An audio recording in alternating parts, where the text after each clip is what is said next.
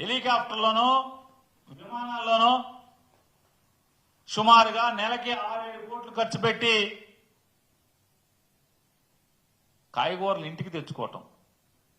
చంద్రబాబు నాయుడు గారి ఇంటికి కాయగూరలు కావాలంటే విమానం వేసుకెళ్లి తెచ్చుకుంటున్నాడు. హెలికాప్టర్ విమానం వాడి ఇంటికి కాయగూరలు తెస్తాడు.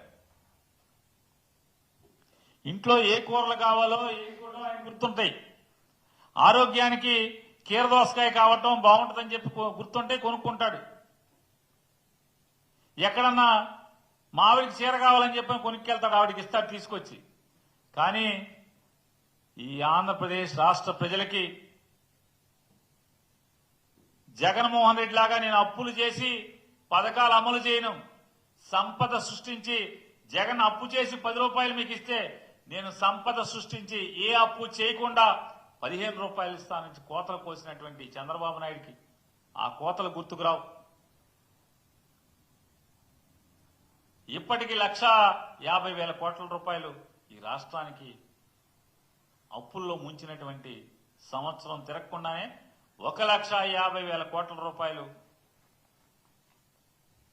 అప్పులు కుప్పలోకి కూర్చున్నటువంటి పరిస్థితులు మనం చూస్తే,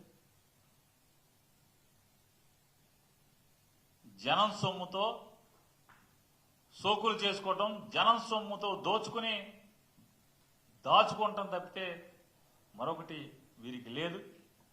నేనొస్తే కరెంటు ఛార్జీలు తగ్గిస్తాను, మీరింట్లోనే కరెంటు పుట్టించి మీరు ప్రభుత్వానికి అమ్మేట్టుగా మిమ్మల్ని తయారు చేస్తానని చెప్పి ఇవాళ డొమెస్టిక్, ఇండస్ట్రియల్ కాదు, డొమెస్టిక్ అంటే గృహాల్లో ఇంట్లో వాడుకునేటువంటి కరెంటు యూనిట్ 9 రూపాయలు వసూలు చేస్తున్నామంటే, జగన్మోహన్ రెడ్డి గారు ఉన్నప్పుడు ఇండస్ట్రియల్కి వసూలు చేసేవాళ్ళు. ఇవాళ డొమెస్టిక్ లో 9 రూపాయలు యూనిట్కి వసూలు చేస్తున్నామంటే ఏం చెప్పావు నువ్వు? వాళ్ళు ఏం పరిపాలిస్తున్నావు? దండుకోవటం, సోకులకు చేసుకుని తిరగటం తప్పితే ఈ సంవత్సర కాలంలో ఈ తెలుగుదేశం పార్టీ వీళ్ళ ముగ్గురు కలిసి సాధించింది ఏమీ లేదనేది మీ ద్వారా తెలియజేస్తాను.